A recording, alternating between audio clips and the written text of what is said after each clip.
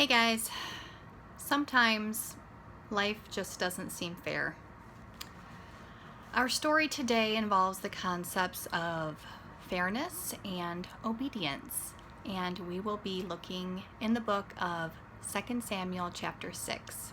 So as usual, we need to do a little bit of background and give you a little bit of backstory so that you know kind of where we're heading with this devotion today. Remember who the bad guys were during the time of King David. Right before David became king and shortly after he became king, the Philistines, right? Remember David, the young shepherd boy, fought Goliath, who was the leader of the Philistine army at the time, and won. The Philistines were the main bad guys during this time, and they just gave Israel a really tough time. It was always, fighting and battles here and there. And so that's kind of our time frame here. The time in the Old Testament, right when David was king. Okay, so David became king. Israel had dealings with the Philistines, and at one point during a battle or after a battle, the Philistines took captive, or they took the Ark of the Covenant from the armies of Israel. If you don't know what the Ark of the Covenant is, it was a very sacred object that the Israelites held very, dear. It was a box that was covered in gold, and inside of this box or chest, the Israelites placed objects that they considered sacred, like the 10 Commandments that were given to Moses, and Aaron's staff that budded, and a pot of manna that they had gotten in the wilderness. So important things were placed inside the Ark of the Covenant. Well, Israel lost a battle. The Philistines took the Ark and took it back to their nation, kind of like a war prize, I guess. Well, God, in his extreme displeasure over this, sent a plague upon the Philistines. And so every city that kind of hosted the Ark of the Covenant, a plague would hit that city. And so they would send the Ark of the Covenant to a different Philistine city, and then that city would come down with a horrible plague. Well, eventually they figured out that, the Ark of the Covenant was the problem, and so they sent the Ark of the Covenant back to the land of Israel, put it on a cart, sent the cart toward Israel, and just let it go. Israel was very, very happy to receive the Ark of the Covenant back, okay? I mean, think about the Philistines. There's nothing worse than fighting a battle, losing a lot of men, to take the most sacred object of a nation back to your country and then having to give it back. And not only did they have to give it back, but on this cart, the Philistines put, treasure.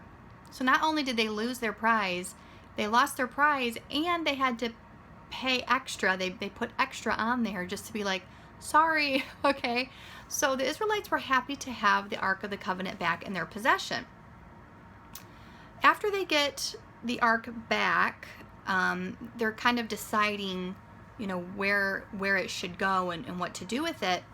They want to put it in someone's house for safekeeping, to keep it, maybe keep it quiet, keep it hidden, so that this kind of thing doesn't happen again.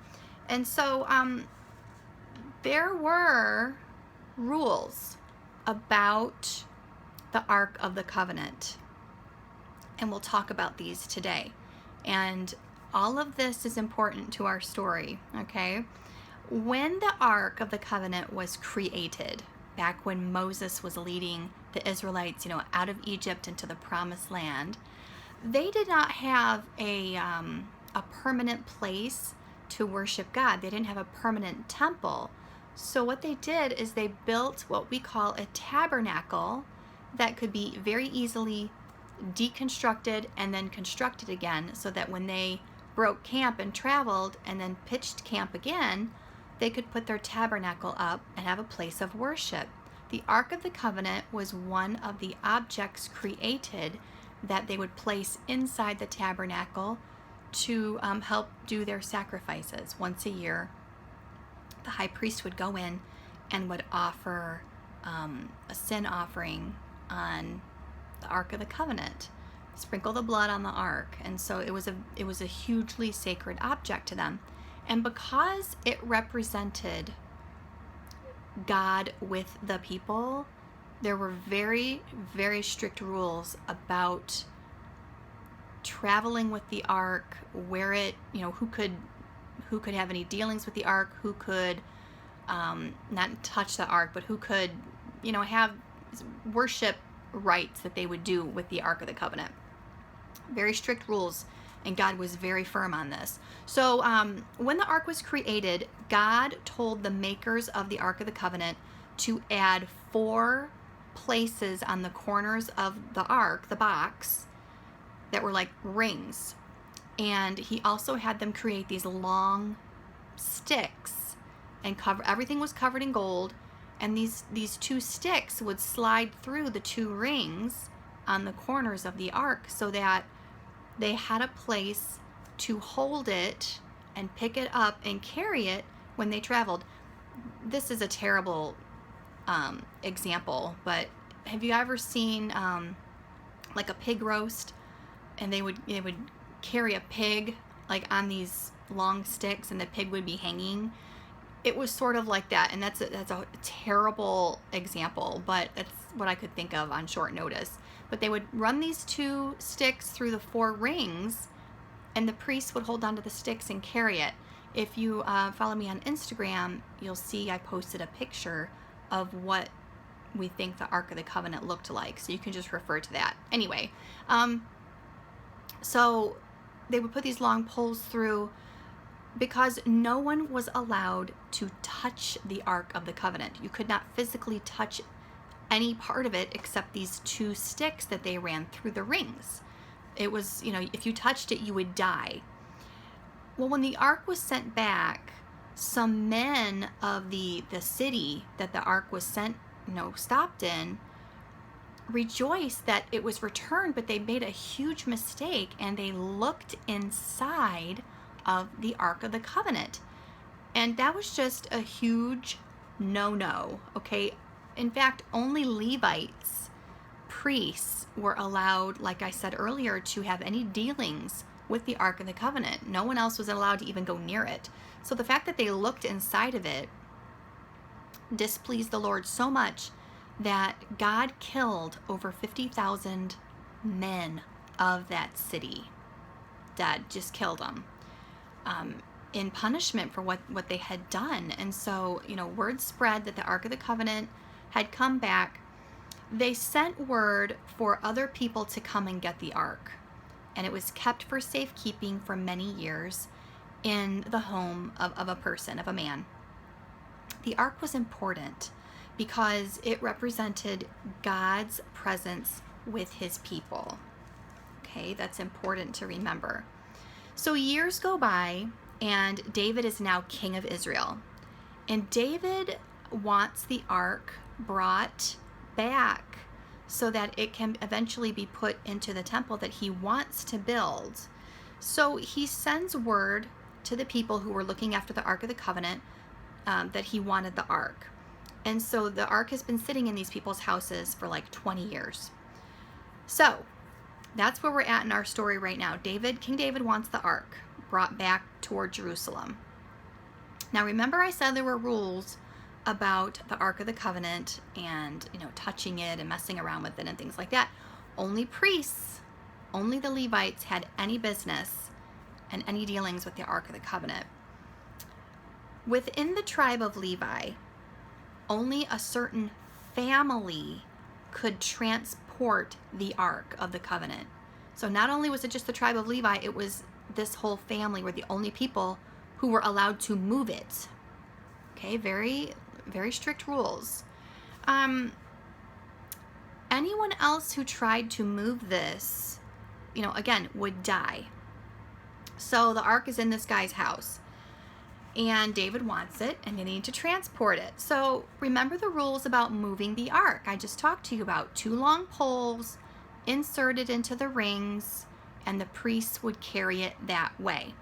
I'm going to read to you a verse out of Exodus chapter 25 that talks specifically about this. And this is what it says.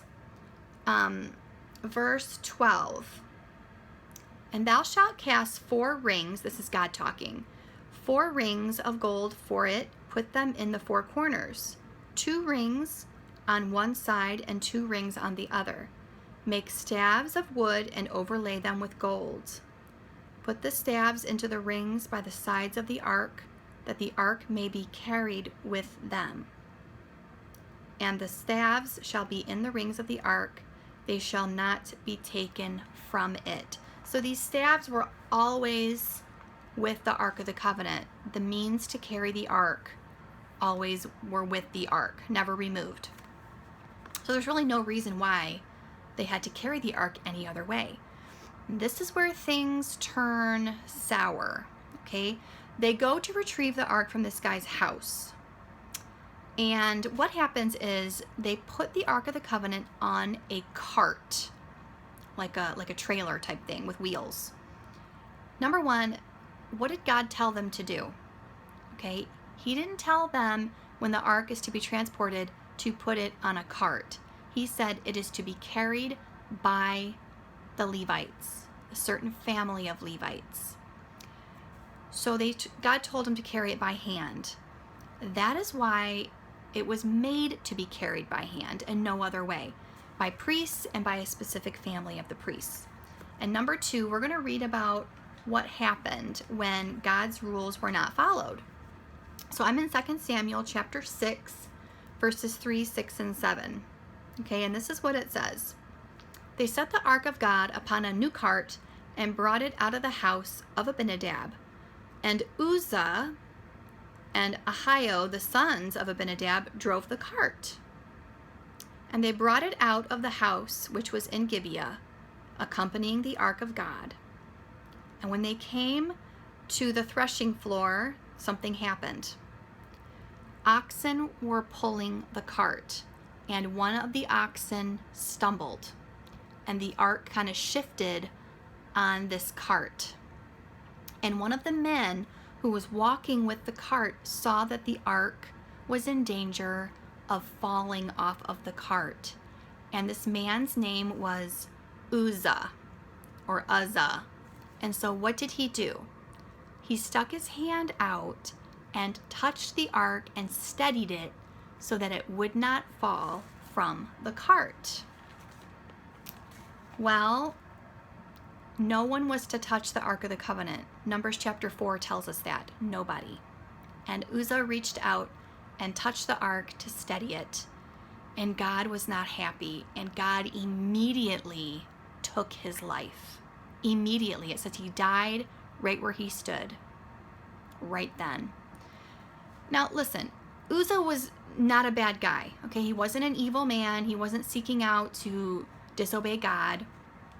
He appears to be doing something good, right? He wants to keep the ark from falling off of the cart. But listen, I think what God is trying to teach us with this story is you can do something with good intentions, but not go about it the right way. Okay? Obedience is important to God. When I was a kid, I always thought that this was such a harsh punishment. I kind of almost thought that God was not being fair. You know, Uzzah wasn't being a bad guy. He wasn't, trying to do something wrong necessarily. He was trying to do something right and keeping the cart from falling. And I always thought that God was kind of too harsh in his punishment to this man. But the more I studied this story and thought about this story, I think God is trying to teach us something. You can have good intentions, but go about doing something completely the wrong way. You can be concerned for a friend, for example, and want prayer for them, but texting a bunch of other people and telling them something personal about your friend so that they can pray for your friend, your intentions were good, but your method was terrible. Your method can turn into gossip and sharing something that would potentially really hurt your friend. Your intent is good, but method is not good. Telling people personal business about someone is not good. And that's just an example. That's just an example. Uzzah intended to stop the ark from falling, but he forgot God's explicit command not to touch it. And God wants obedience. He wants obedience from his children. And that is something that I think we forget. With all of our good intentions, we forget what's really important. Uzzah forgot about the holiness of God. Remember, the Ark of the Covenant represented God's presence with his people. And Uzzah touched a holy object, being a sinful person. We're all sinners. And God punished him for that. He wasn't supposed to be touching that, and God killed him for it. So this is our takeaway for today. Reverence God enough to obey him. Not just in, big things in life, but things that we think might be insignificant. God is interested in our heart when it comes to our desire to obey him above all else. And so sometimes in our minds we think it's a cloudy thing, but it really isn't when you think about it. Be mindful about why you do the things that you do. God always is concerned with obedience and reasons, in our heart. So why didn't these people follow the law? The original people who put the Ark of the Covenant on a cart, why did they put it on a cart in the first place and not carry it the way God intended? Were they so far removed from the law of God that they didn't even realize that they were not obeying? I'm going to say that again. Were they so far removed from what God had commanded that they disobeyed without even realizing that they were? Take what you will from that statement with regard to current events. You can have an opinion about something without breaking the law to show your support for that. Okay, take what you will from that statement. I'm not going to go into it any further. But are you so far removed from God's commands that you are not even aware that your thinking is skewed?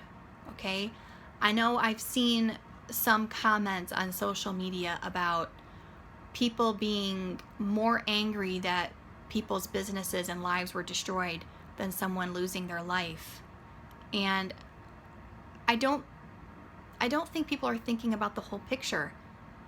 Goodness, yes, it's terrible that someone loses their life, but that doesn't make ruining another person's life and their livelihood okay just because you're upset about it. It's all wrong, right? And that is what I think God is trying to tell us in this story. Uzzah had good intentions. He wanted to save that precious object from possibly being damaged, but he forgot the foundation of what the Hebrews had to obey, which was God's law.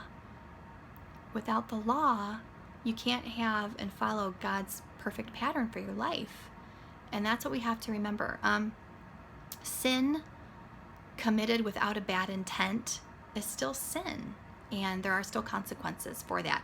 So this event so impacted King David when he found out what happened that the next time that the Ark of the Covenant was asked for, he reminded the priests of the proper way to move the Ark of the Covenant.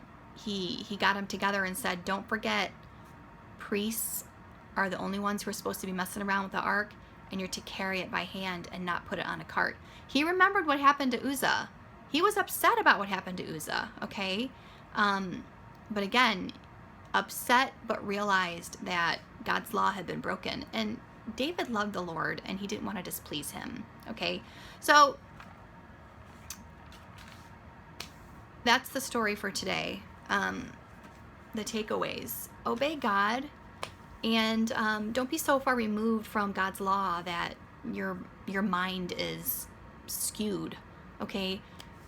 God's law is there for us to follow. It's there for a reason. He loves us. He wants to keep us safe. And we want to please and honor him if we claim to love him. So that's it for today. Subscribe to this channel. If you want notifications, hit that bell. I don't know if we will have a devotion tomorrow. I've got a lot of things going on.